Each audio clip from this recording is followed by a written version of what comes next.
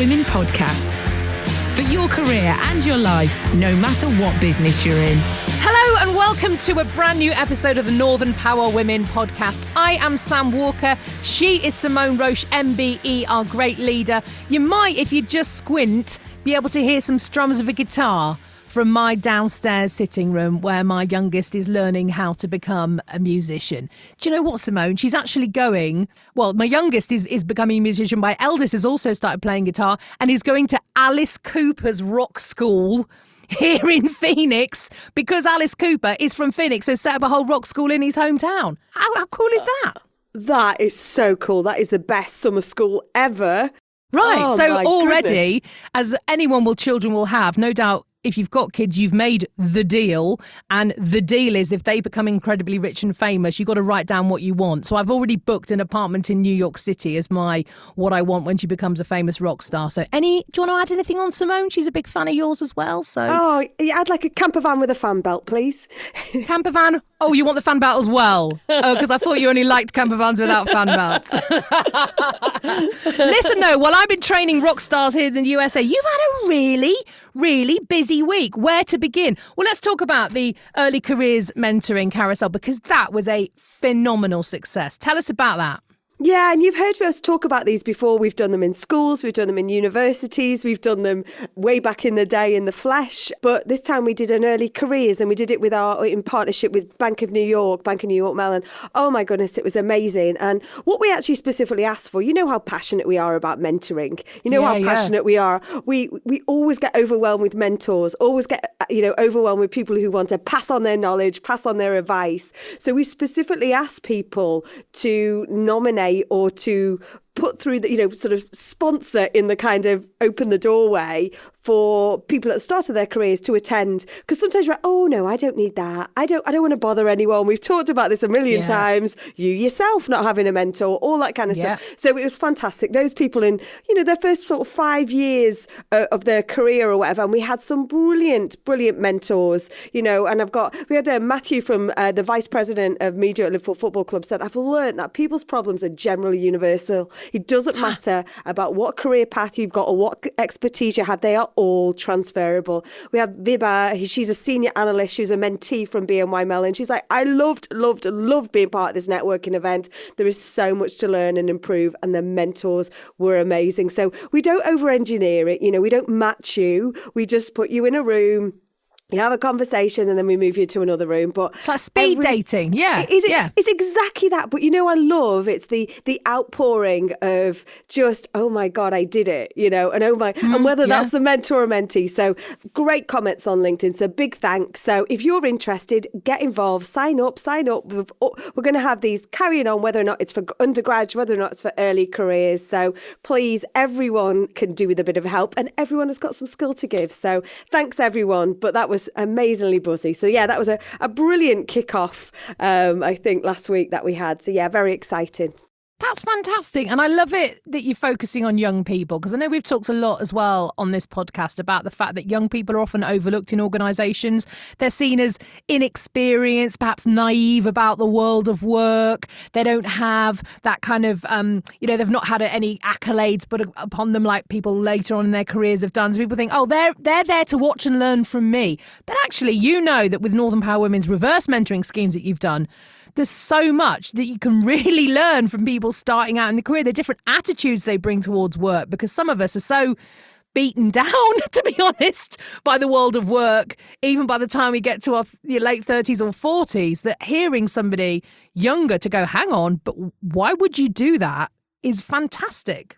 Yeah, it's so reverses. It almost becomes that peer-to-peer. And, you know, when the mentors are like, oh, my goodness, these young people were amazing, and they're all different companies, different organisations. We've got entrepreneurs in there, people who've just graduated. So we just want to keep people connected. We've been doing that for the last year and a half, haven't we? Let's keep people connected. And whilst, there's elements of going back into certain life situations, the great thing about these carousels is we can always do them virtually. So if you have only got an hour on your lunch break to spare, that's all you need. So please do get in touch if you want to sign up for the next one. That's brilliant. And of course, this season of the Northern Power Women podcast is sponsored by b-her.io. It's a place for you to sign up.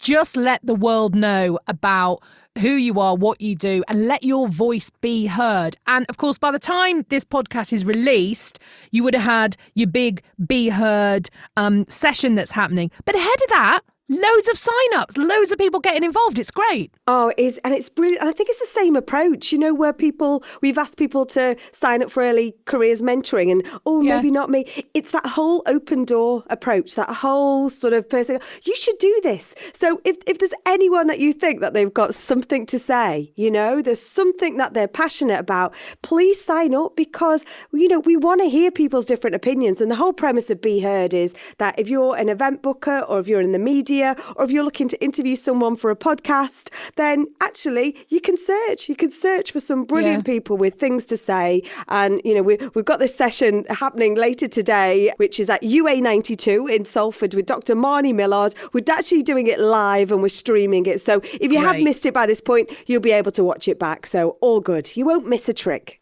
You won't miss a trick. And as we've said, and I know we bang on about it, but you might think, what have I got to say? Why does my opinion matter? It does. It really does. Because there are plenty of very mediocre people out there who are quite happy to stand up and say really mediocre stuff because they've got the confidence to do it, and so you absolutely should just take a little bit of slice of that cake and go for it. And you know what? I thought of you yesterday, Simone. I was called by a big podcasting conference who was having an event in the flesh in October this year here in the States. And they asked me to be a presenter on the main stage and do a full session on the main stage. And I was like, I could always just host a panel in one of the side rooms. And they were like, no, we don't want you to host a panel in one of the side rooms. We want you to stand up and kind of give a whole presentation and talk about your work. And I was like, thinking, I've got nothing to say. I don't know what I'm going to do. I thought of you and I went, okay, she went, so can we put you on our speakers page? Will you do it? And I said, okay, I'll do it. And she said, we can work out the nuts and bolts of what you're going to say later on. And it was only literally as I was signing off, I said to her, and how long is it? Thinking she'd say 15 minutes. 45 minutes, Simone! I've got to give a 45-minute long presentation about something in podcasting. I'm not being funny. We record the podcast every week. We can't get it under 20 minutes, Samantha. So please, seriously, are you kidding? Yeah, but that's you and me together. That's you and me. Maybe you should come with me. We'll just sit there and gas. We'll do that. You have years. But this is it. You have years of expertise. Look at all the different stories that you've got to tell. People love stories. People want to know what your journey is. People want to know how you bounce back from the hurdles, don't they? You know what I mean? Yeah. You just map it out. Come on. Right. Everyone, tell her. She got this. Award-winning podcast host and producer. Sorry, Sam, just saying. 45 minutes, Simone. Everyone looking at me. Hey, listen back to some of those life lessons. Do you remember Chelsea from Innovate Hair? She had a really practical way as to how to prepare for presentations. So get back into the back catalogue of the life lessons. You'll pick some, not that you need these tips, but you know what? Take some of them side hustles in with you. You need some reminding. That's all it is. Yeah. You kind of, like you said, it's all in there. Now, look, talking of podcasting, you've been on someone else's podcast. Tell us about that. Oh, the wonderful Sharon Amesu and Afia Amesu, they set up an organisation called She Leads for Legacy, and they'll be recording these Monday night sessions online. And so, I was invited to talk about how to be an effective ally. And I had the same fear because it's a massive topic. We're talking over a year now, isn't it, since the murder of George Floyd. And we committed on that podcast, on that week when we were recording, that 50% of our recordings were going to be the life lessons were going to be from the Black, Asian, minority, ethnic community and voices, because we wanted to amplify and raise, and we wanted to also keep the conversation going. And I remember having a conversation with Sharon about, how do I best be an ally? And I'm not sure I asked that direct question, but actually, I do urge people, ask the question. The advice she told me was to be intentional. And I repeat and repeat, so much so it was a 90-minute seminar, if you like, Sam. Wow. So, 45 minutes. But I kept using the word intentional, and then someone in the chat went, deliberate. I went, yeah, that's what you've got to be. So it was brilliant. And at the end of the session, she replayed back some of my sound bites, and it was, if you're unsure of the language to use, then ask. If you want to be an ally, you have to put some work in. It's not just a badge you can put in. You have something within your gift that you can do, so use it. It's not a trend. If there's an obstacle, you find a different way around it. You've got to be determined. If you're on this journey, you've got to be all in. I said all that, So I think there's things like, so we're going to take some of that. We've got, if you can check on our LinkedIn feed, there's some sort of great takeaways, because people in the chat were going, I never thought I could say that, or I could ask because I'm a white woman, or I don't know how. And Sharon asked me, how can we make it easy? Me as a black woman, as a leader, how can I make it easy for you to be an ally? So it's a great conversation. We, as we want to keep the conversation going. We do not want this conversation to go away, because the problem is far from solved. So thank you, Sharon and Afia, for letting me chat with you and your wonderful community. She leads for Legacy, How to Be an Effective Ally. You can watch it back online, and please be an ally. Do you know, I learned about a podcast that's originated here in the United States this week, where, of course, there has been so much racial tension. I mean, well, since day dot, but obviously amplified by the horrific murder of George Floyd. And then, just last week, not the conviction, he was convicted some time ago, but the sentencing as well of his murderer. And I don't even want to say his name because we shouldn't ever give him any more oxygen. But there's a man called Maxwell Griffin, who is a young African-American man who's just started a podcast with the most simple premise. And I think it's really fantastic. And it's called Your Black Friend, the podcast, Your Black Friend.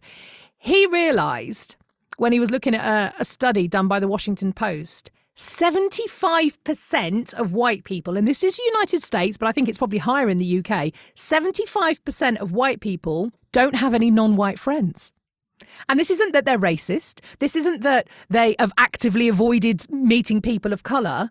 But we all know that, unfortunately, quite often we kind of stick to people around us, and perhaps, and if you're in more of a rural community, I don't know, I'm spitballing here, but this is the fact. 75% of white people in the United States do not have any non-white friends.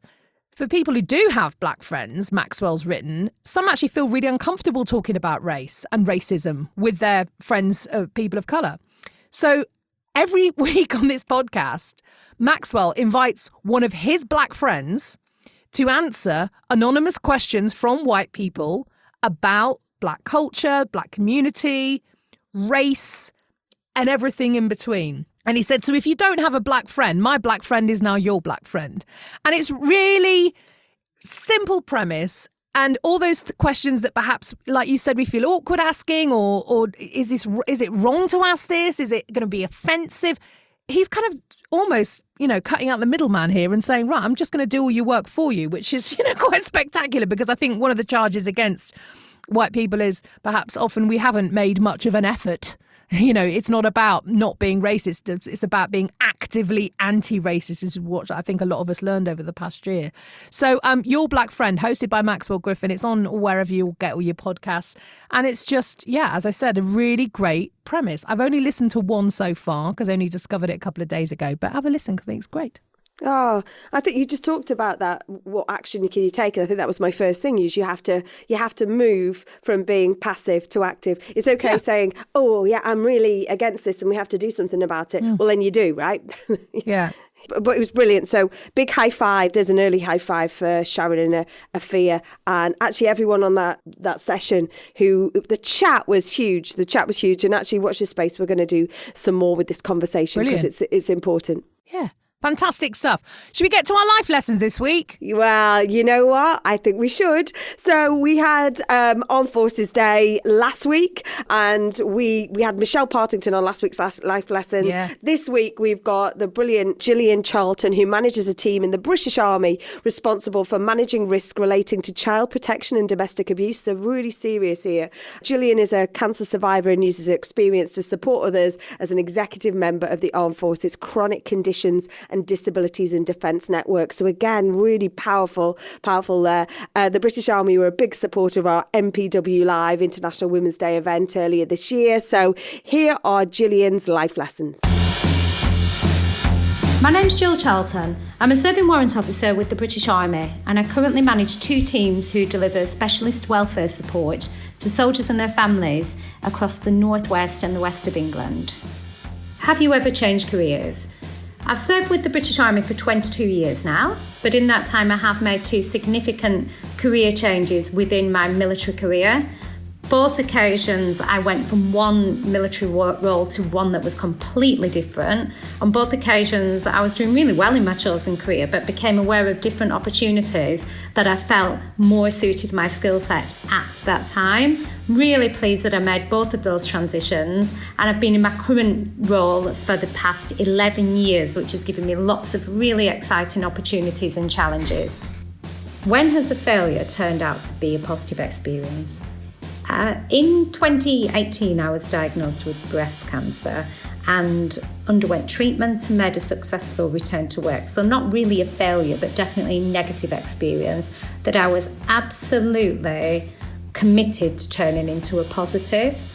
I was given the opportunity to be appointed on the executive board of a newly formed network, the Chronic Conditions and Disabilities in Defence Network, and I seized the opportunity. I'm still on the network as an Army advocate, and we're there to offer advice, guidance and support to other people who are serving within defence who have been diagnosed with a significant illness or a chronic condition.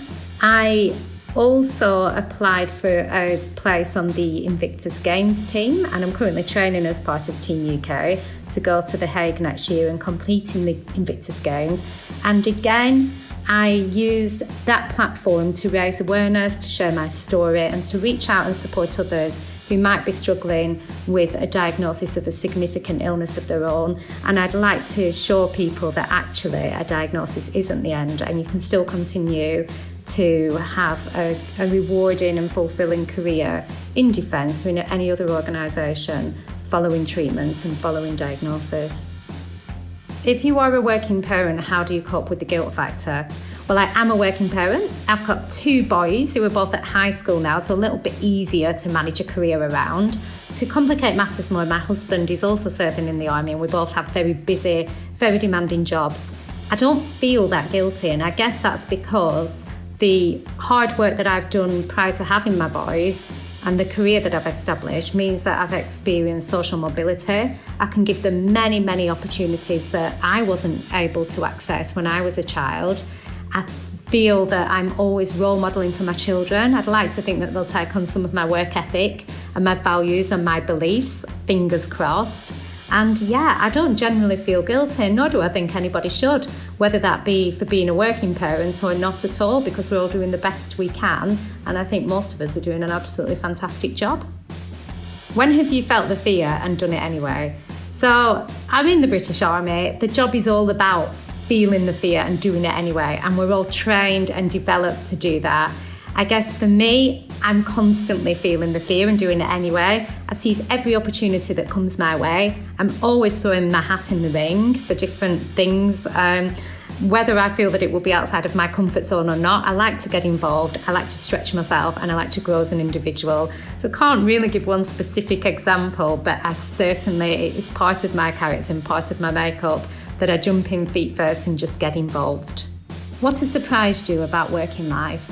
I guess as I progress through my career, what really stands out for me is that outside of that transactional contract and how much people earn and what the working hours are, what is ultimately really, really important is the psychological contract that they have with their organisation, with their managers, and just how much people will give back to an organisation and how much additional things they will do if they feel that they belong as part of a team. And that they really feel that they belong in that organisation, and how quickly that can deteriorate if one little element of it isn't quite right. Thank you so much, wonderful Gillian. As ever, so many brilliant takeaways there. And I loved her answer to the question, when have you felt the fear and done it anyway? Where she went, I'm in the British Army, so this job is all about feeling the fear and doing it anyway. But I love the fact that she she really embraces it. She doesn't just go, look, it's part of the job, it's something I have to do. She goes, I welcome it. I welcome feeling the fear and doing it anyway. I seize the opportunities. I always throw my hat in the ring, whether it's inside my comfort zone or not. Stretching and growing as an individual. I just love that whole attitude to life. I think it's fantastic. She did, and I think she talked about when as a failure turned out to be a positive experience, and she talked about 2018 being diagnosed with breast cancer. And my co-host a few weeks ago, if you remember, Amanda Newman, big hugs out there to Amanda Newman, who was recovering at home. She's had her operation. She's recovering home. I know there's been lots of messages out there. But Gillian said, I'd like to show people that actually a diagnosis isn't the end, and you can continue to have a rewarding and fulfilling career following treatment and diagnosis. So, it just really important. And then, she talks about what I thought was interesting, what has surprised you about working life. And she talks about ultimately what's really important is having a psychological contract that they have with their organisation. I thought that was fascinating. I've not come across that before, with your organisation, with the managers, just how much people will give back to an organisation, how many additional things they do if they feel like they belong as part of a team. And I think that resonates with me because I feel like with the Northern Power Women family, we are a family, in many respects. Those who have worked for us, those who no longer do, are flying, do other amazing things. There's always that, I always feel like that sense of, I always feel like they always belong. You can move to Arizona, you can run away, still Northern Power Women. Fantastic. Well, look, we've only got a couple of life lessons to go, a couple of 3 episodes, which we'll tell you more about the reasons why next week. Ooh. But very exciting indeed. Some good things coming your way over the next few months with the Northern Power Women podcast. Before we disappear off into the sunset, should we do some more high fives? Yeah, we've got Michelle Jones, who's an ambassador for Be Heard, and I'm grateful for the wonderful person that Antonia Brindle is, who is by her side today as she stepped out of her business comfort zone. Couldn't have done it without her, and her little puppy Jess too. We always love a puppy on the high fives. Oh, yeah. Antonia reciprocated with. It's a privilege to support Michelle, and I'm grateful for you. We've also got Amy Lou Sykes, one of our future lists this year. She's found out she has a healthy baby at her 20-week scan. So all healthy and happy for her. So big high fives. I'm continuing the high fives with everyone who took part in the carousels this week, because I'm still buzzing off it. When you feel that energy from it, and you just say, I'm proud of that, but I'm proud of everyone who kind of got on that and jumped into chats with strangers, speed dating if you like, but, really powerful. So yeah, big high five. High five fives, whatever they are. Anyway, high five.